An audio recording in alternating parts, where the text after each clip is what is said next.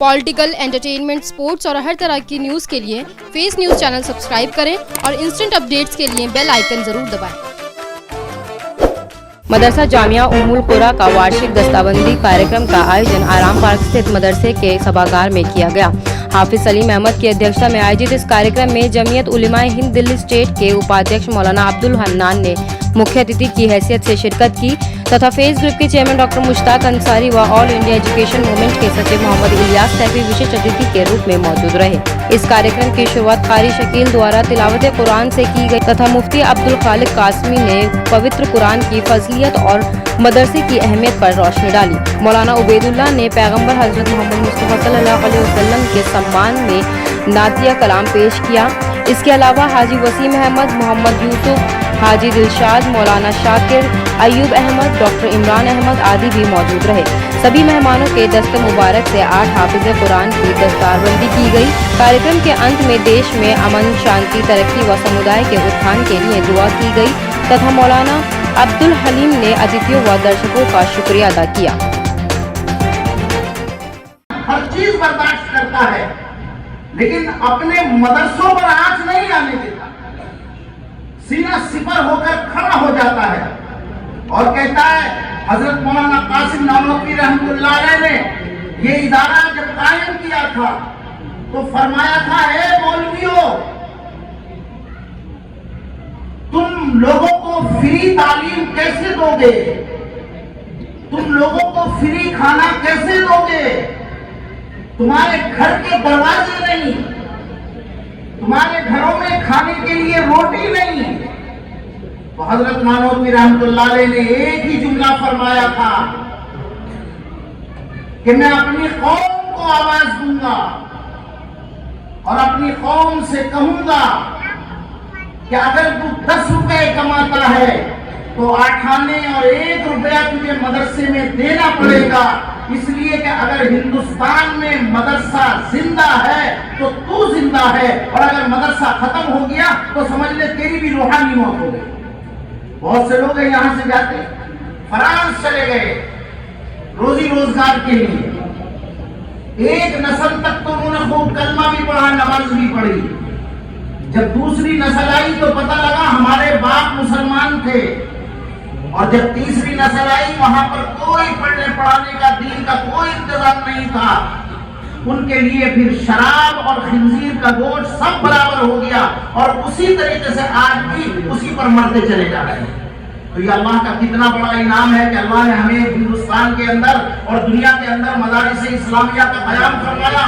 جناب محمد رسول اللہ صلی اللہ علیہ وسلم کے اوپر جو غار حرا میں سب سے پہلی وحی آئی تھی، یہ کوئی اور نئی بات نہیں تھی، بلکہ یہ وہی مدرسے کا قیام تھا جو حضرت آدم علیہ السلام کے لیے کیا گیا تھا۔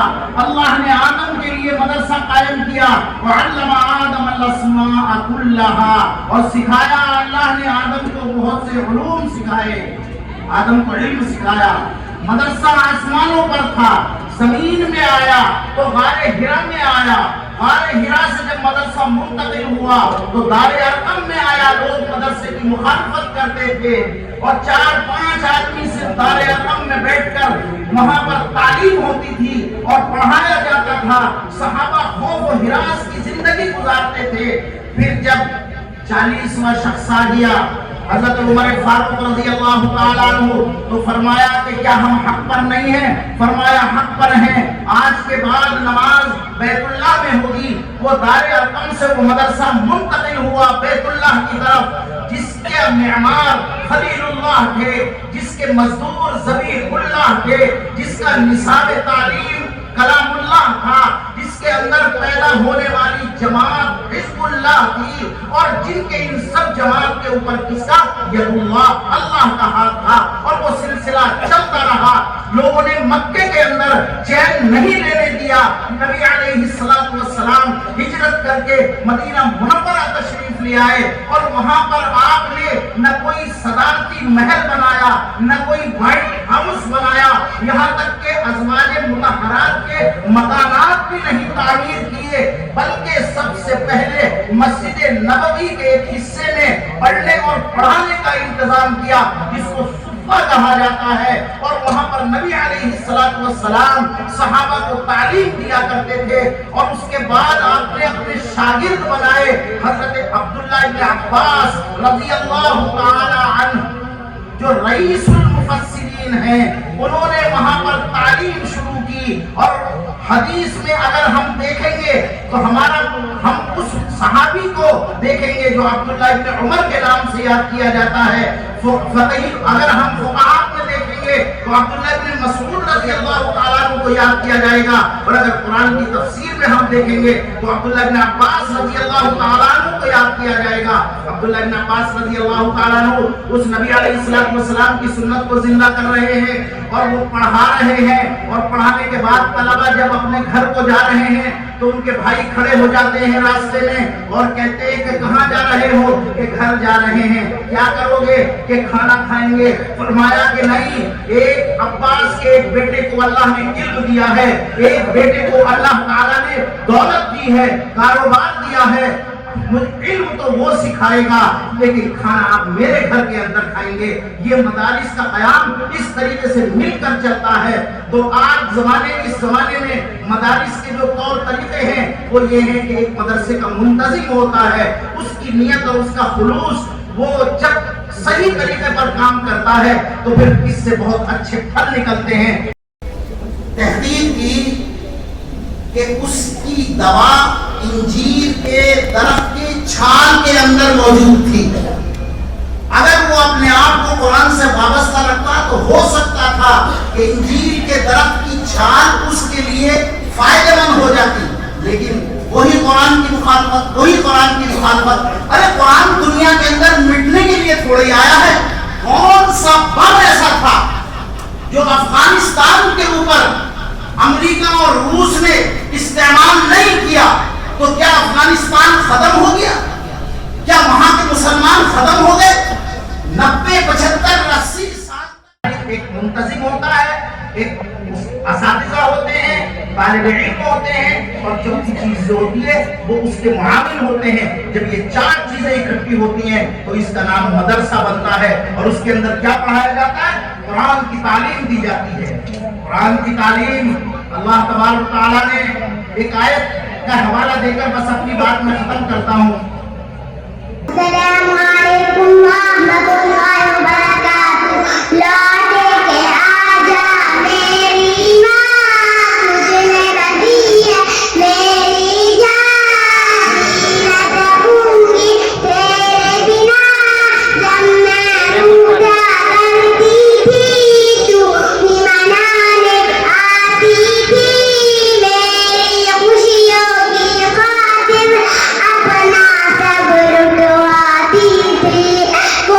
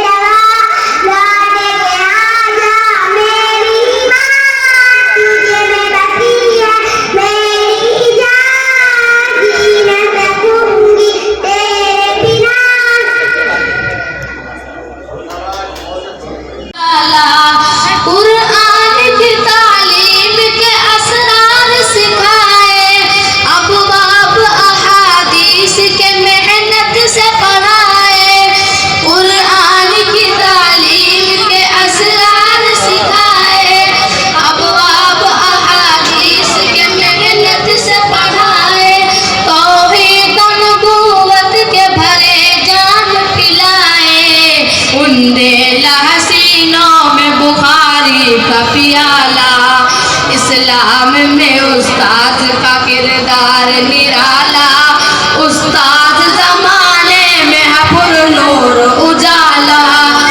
पाई है सनद सर पे है दस्तार फजीलत, ज़हनों में उतर आई है अनवार शरीयत। पाई है सनद सर पे है दस्तार फजीलत, ज़हनों में उतर आई है अनवार शरीयत। तदरीस से गुलरंग है गुलजार तरीका, फूटी है सहर सारे अंधेरों को निकाला। इस्लाम में उस्ताद का किरदार निराला, उस्ताद जमाने में है पुरनूर उजाला। कल्बा ने लिया फैज़ जो इस बहर रवा से, सिखलाएंगे दुनिया को जो सीखा है यहाँ से। कल्बा ने लिया फैज़ जो इस बहर रवा से, सिखलाएंगे दुनिया को जो सीखा है यहाँ से। बहते हुए दरिया है नए जोश रवा से, हर पार तहसील है पुरअज़्म जियाला। इस्लाम में उस्ताद का किरदार निराला,